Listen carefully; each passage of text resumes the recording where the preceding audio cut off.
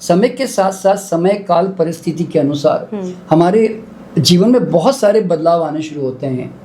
लेकिन वो बदलाव है ना, हम समय के साथ चेंज नहीं कर पाते हैं और हम वही पुराना जो सिस्टम है ना वो हम उसको ढो रहे होते हैं। घर में अगर कोई कर्मकांड, पूजा, कोई भी काम होता है तो पुराने जो हमारे बुजुर्ग अनुभवी होते हैं वो लोग हमें गाइड करते हैं कि भाई ऐसे कर दो, ऐसे कर दो, भाई बहू आई है तो जरा इसको ये कर दो, बाहर जा रहा है थोड़ा दही पिला दो, कुछ भी मान लो।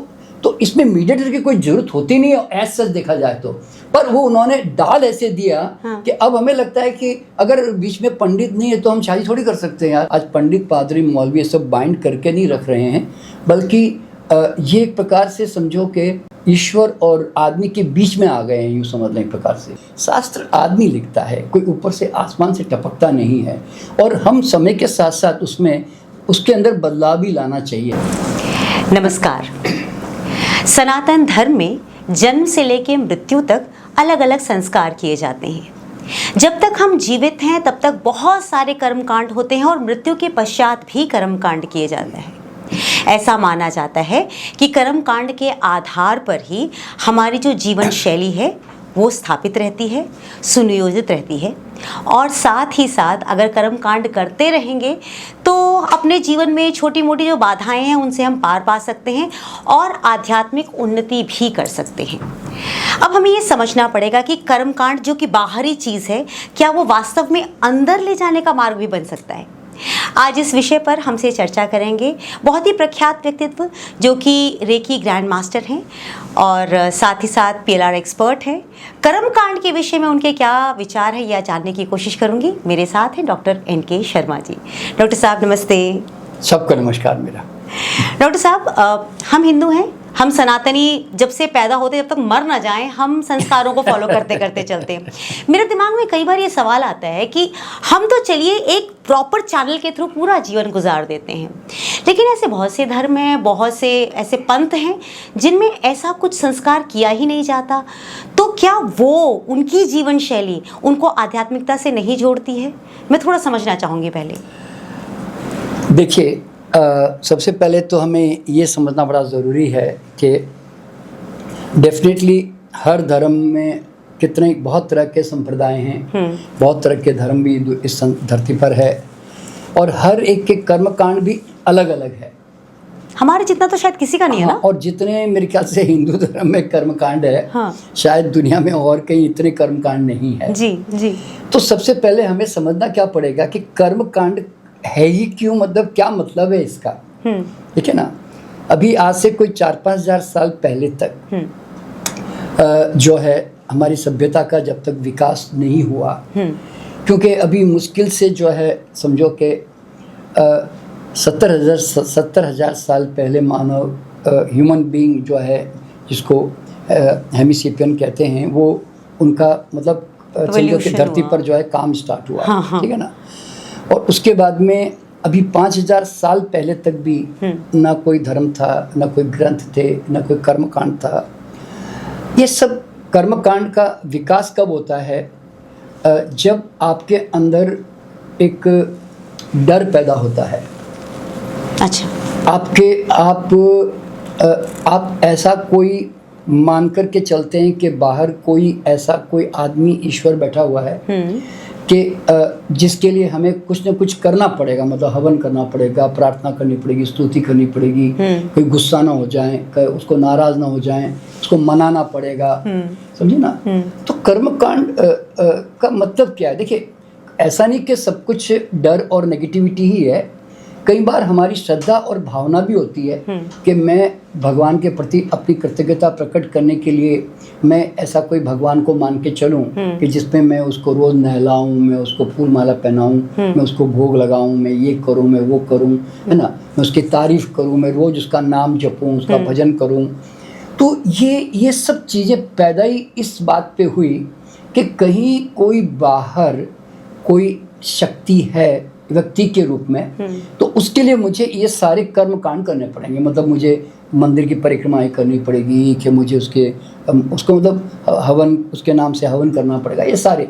तो जितनी भी विधियां समय के साथ साथ जो डेवलप होती चली गई, वो उसका पर्पस सिर्फ यही था कि कोई एक बाहर शक्ति है और उसको हमें मनाना है ना।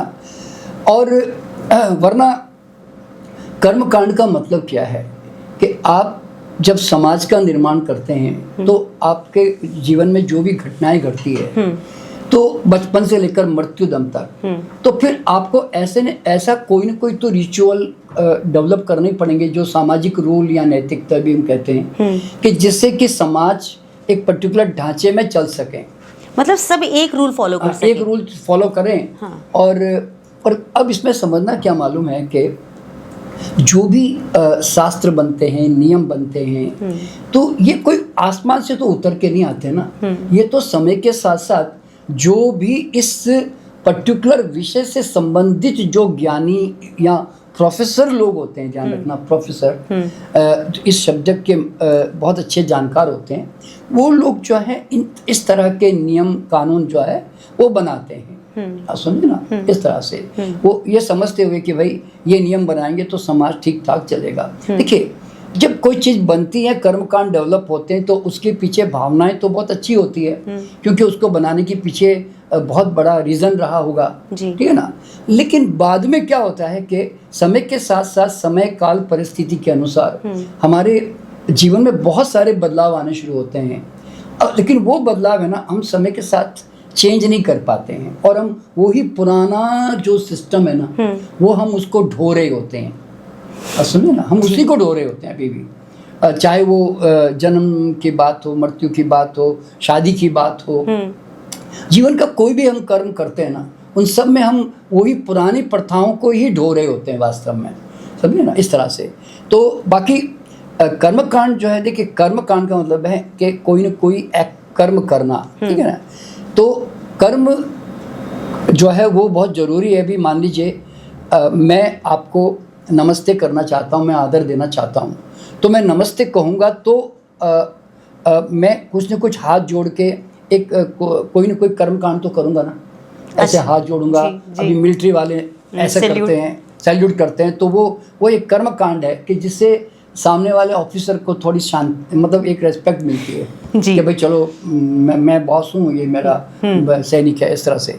तो जितने भी कर्मकांड होते हैं वो जरूरी है, क्योंकि वो लाइफ के पार्ट हैं। लेकिन अगर आप ब्लाइंड बनकर, आप अंधाधुंध वही पुराने ढंग से उसी में बंद कर अगर आप काम कर रहे हैं, तो आप अंधे हैं फिर आप। लेकिन सर, इतने सालों में जो कर्मकांड एक बना दिया गया है, उसको कोई चेंज करने वाला, मॉडिफाई करने वाला भी तो नहीं आया। इसका कारण है ना, देखिए क्या होता है कि पहले के ज़माने में अधिकतर जो आध्यात्मिक शास्त्र जो रहे हैं वो जनरली ब्राह्मणों के हाथ में रहे हैं, ठीक है ना। और ब्राह्मण जो है वो ही एक ऐसा वर्ग था कि जो एक प्रकार से समाज के ज्ञान का सारा जो रेस्पॉन्सिबिलिटी थी, जिम्मेदारी थी, वो उसके ऊपर थी। इसलिए हमारे यहाँ पे 4 वर्ण जो कहे गए, तो उसमें ब्राह्मण, क्षत्रिय, शूद्र, वैश्य भी है कि क्षत्रिय जो है वो लड़ाई का काम करे जी, है ना, वैश्य जो है व्यापार करे जी, ऐसे। तो वो एक सामान्य वर्ग जो है उस समय विभाजन जो किया गया वो बिल्कुल अपनी जगह पे सही भी था, क्योंकि जिस तरह का काम है वैसा नाम दिया जाएगा। तो ब्राह्मण का कार्य क्या था कि शिक्षण प्राप्त करना और समाज को गाइड करना। इसलिए तो, और वैसे तो ब्राह्मण का असली मतलब तो ब्रह्म के समान आचरण करना है। इसलिए हर व्यक्ति दुनिया में न तो कोई शूद्र है न कोई क्षत्रिय है, हर व्यक्ति ब्राह्मण हो सकता है, पर वो ब्राह्मण अगर बनना चाहे तो। इसलिए कोई जन्म से कोई ब्राह्मण नहीं होता, कर्म से ब्राह्मण होता है। और हमारे यहाँ जन्म से होता है। नहीं, वो तो भी देखिए क्या होता है कि उस परिवार में आ गए तो अपना नाम तो लगा देते हैं। अब देखिए, मैं खुद एक बहुत ही कट्टर, हम लोग श्रीमाली ब्राह्मण कहलाए जाते हैं, और हमारे पीछे जो है शर्मा, दवे वगैरह सब इस तरह, व्यास वगैरह हमारे परिवार में ऐसे लगते हैं। लेकिन वो वास्तविक ब्राह्मण है करके नहीं, वो ठीक है। कोई कलरिंग लगा देने से, कोई यानी कि किसी भी वस्तु पे कलर कर देने से वो व्यक्ति उस ढंग का हो नहीं जाता वास्तव में, समझे। मैं ऐसा मानता हूँ। तो इसीलिए मैंने कभी ऐसा सोचा नहीं कभी। तो ब्राह्मण का हमेशा काम शिक्षण का रहा है। तो ब्राह्मणों ने क्या किया, शास्त्र जब लिखे तो उन्होंने क्या किया कि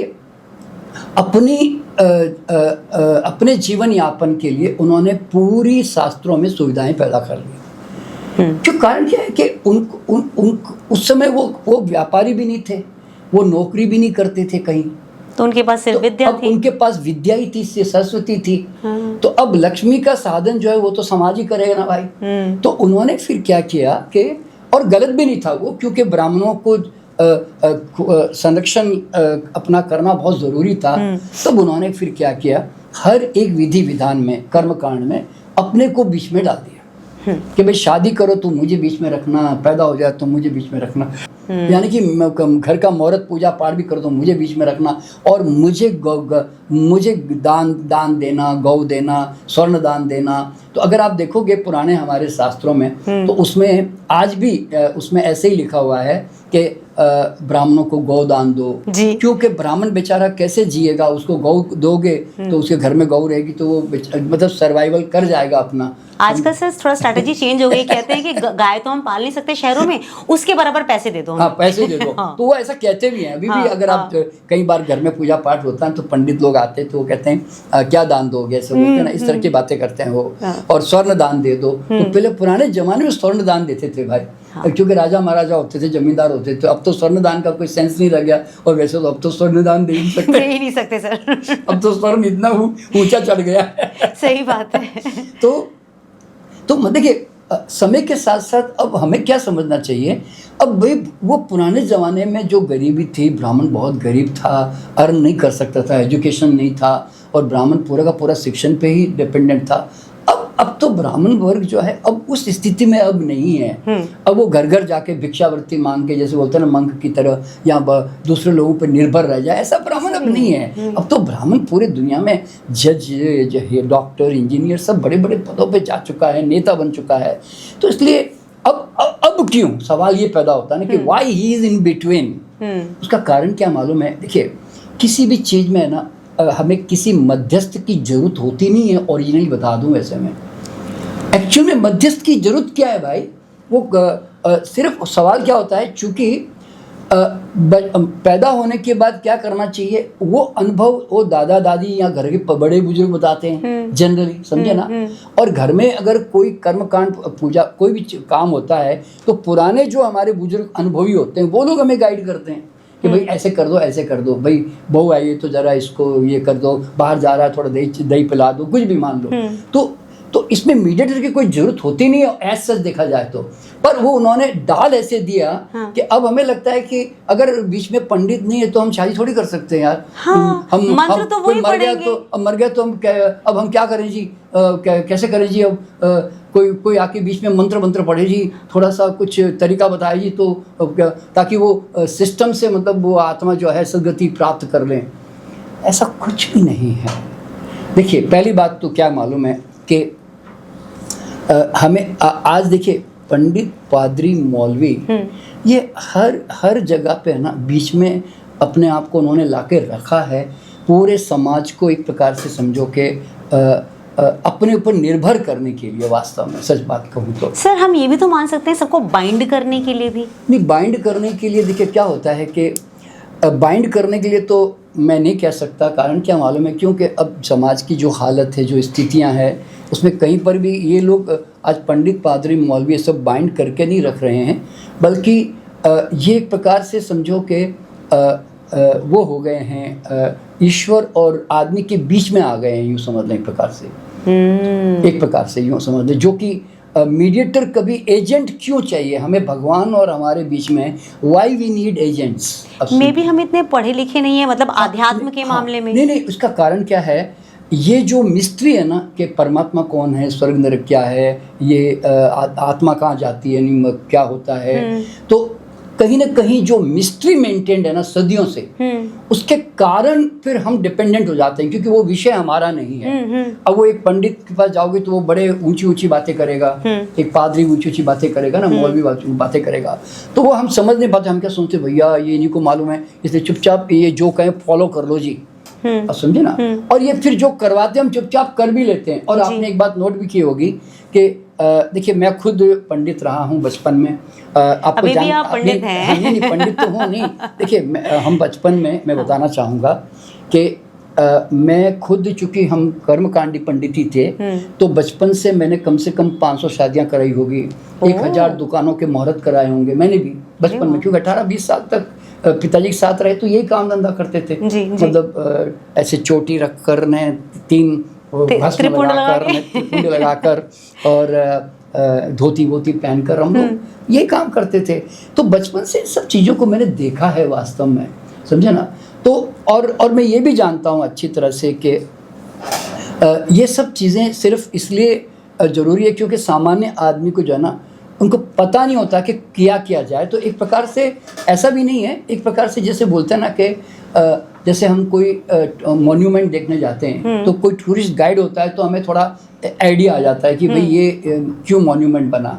तो यूँ समझो कि एक प्रकार से वो एक प्रकार से हम उसको स्पिरिचुअल गाइड की तरह बीच में ले लेते हैं, पर वो सही होता है या वो जो करवा रहा है वो सही है, ये मैं उसको सही नहीं मानता कई बार। क्यों? कारण क्या होता है?